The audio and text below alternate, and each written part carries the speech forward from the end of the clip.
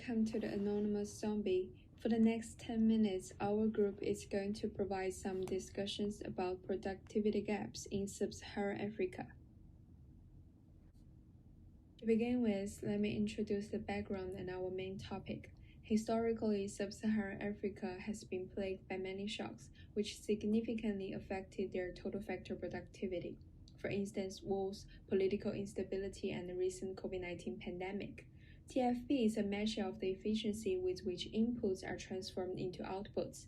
Even though from 1996 to 2014, growth of real economic activity in Sub-Saharan Africa sharply accelerated, this region still has very low output per worker, as shown in Graph 1, compared to the 5 East Asian economic dragons. This video will illustrate the productivity gaps between those countries and analyze the causes including capital accumulation and TFP, combining with the solo model. Hence, we are going to critically assess some policy proposals to address the problem. Now, let's welcome Sunny to show the following slides. In Chapter 2, we found that if we compare Sub-Saharan Africa to EAP5, that is Indonesia, Korea, Thailand, Malaysia, and Singapore, the results will be the same as those for Malaysia and Senegal. We, therefore, decided to delve deeper into the productive gap. With reference to the solo model, both accumulation of capital and total factor of production will affect productive gap.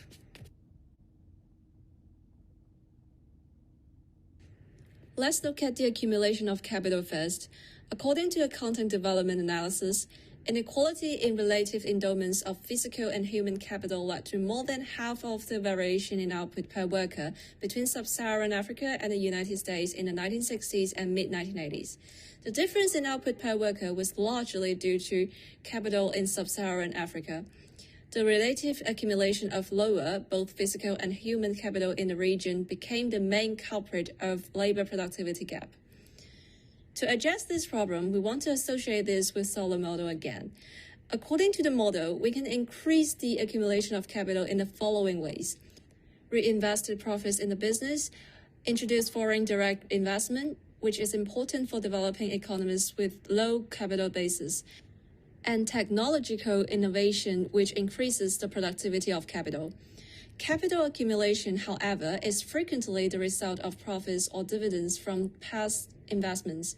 As a result, capital accumulation may become a self-reinforcing cycle, with the rich being able to enhance their capital assets, allowing more profits or rent or dividends to be used to fund additional capital accumulation. Inequality in capital accumulation will exist as a result of this. As we mentioned above, gaps in factor accumulation between Sub-Saharan Africa and the United States play a role in explaining differences in relative output per worker. However, according to the graph, since the 1990s, differences in TFP became the main driver explaining the productivity gaps. We believe that TFP contributed positively to growth per worker in all countries in Sub-Saharan Africa. According to the graph, there was a rebound of labor productivity growth between 1996 and 2017 in resource-abundant, non-resource abundant, and fragile countries. This recovery came along with an acceleration of TFP growth. When we compare the TFP of Sub-Saharan Africa with that of US, the relative TFP in most of the countries in Sub-Saharan was less than 0.2. This could be attributed to resource misallocation, and there are two main factors which contribute to mislocation of resource.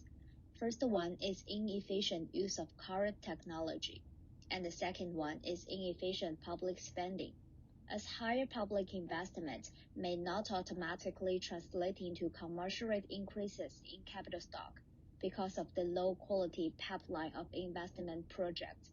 This disconnect is particularly acute when governance is weak. However, the contribution of TFP to growth per worker tends to decline when the production technology accounts for the use of natural capital as an additional factor of production, which was reduced by almost 1 percentage point per year. This decline is even larger for the Sub-Saharan African countries that are abundant in minerals and metals. As discussed previously, there has been a persistent gap between SSA countries in the AP5, and one main reason for this gap is labour productivity. Productivity of labour not only depends on removing distortion, but the introduction of more efficient technologies and practices can be important. As from the graph, we can tell that labour productivity of SSA countries have been relatively low and similar to 7 years previous. Climate shocks are a major issue that SSA farmers struggle with. On the graph, we can see that SSA countries suffer from very unsteady weather conditions and experiences drastic changes. In response to a climate shock, farmers choose to increase input to cover the loss of output due to the weather. However, this only exacerbates the misallocation of resources, reducing labour productivity and efficiency. Policies such as climate mitigation and adaptation policies are put into place in the hope of reducing the frequency of extreme weather events and help farmers to allocate resources effectively, hence increasing TFP. This is then further supported by the use of digital technologies. We can now use an early warning system, issuing farmers a timely warning before the occurrence of the event, to help farmers cope with the climate changes better. With the support from technology, we can achieve a faster growth in agricultural productivity and in the long term accelerate the structural changes in the SSA economy by reducing labour force working in the agricultural sector and adding technology.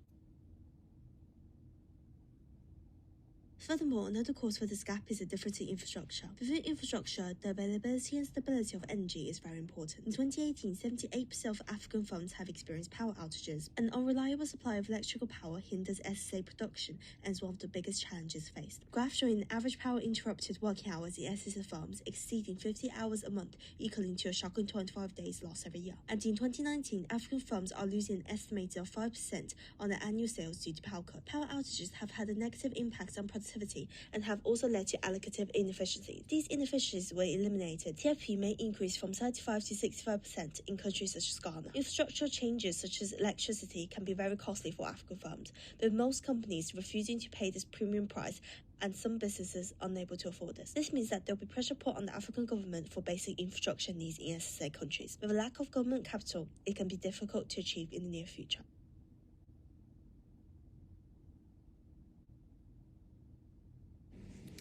Land market institutions are one of the potential sources of resource misallocation in agriculture across sub-Sahara African countries, which in turn affects TFP. According to the research, institutions governing land allocation mechanics impede farm size growth among the most productive farmers. Distortions in farm size can hinder agricultural productivity and discourage the use of advanced technologies. In Ethiopia, resource misallocation across countries is greater among farmers without rental markets than those with developed rental markets. The results show that dispersion of total factor productivity revenue, TFPR for short, is greater for farmers without rental markets 1.10 than for farmers with rental markets 0.96. Therefore, we can conclude that farmers with any portion of market land tend to displace less resource misallocation. So, how to solve this issue?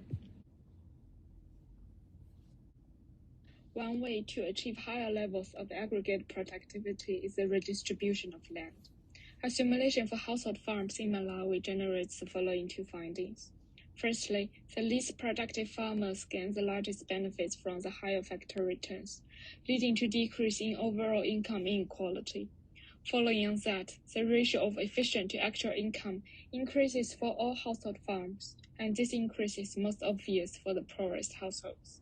To conclude, having well-functioning rental markets for capital and land to achieve the efficient allocation of operational skills can lead to substantial increases in agricultural productivity, as well as sharp reductions in inequality levels and poverty, which in turn can boost TFP level. In a nutshell, this video interprets the causes of productivity gaps. The first reason is inequalities in capital accumulation result in variations in output. Another one is the low TFP, meaning attributed by resource misallocation. Finally, we describe how redistribution of land, improving technology, and infrastructure can help. However, the data used still has challenges on availability, comparability, and quality due to environmental limitations and the volatile output and productivity estimates across African countries. And therefore, better measurements are needed to reach an accurate and reliable result. So, this is the end of our discussion. Thanks for watching.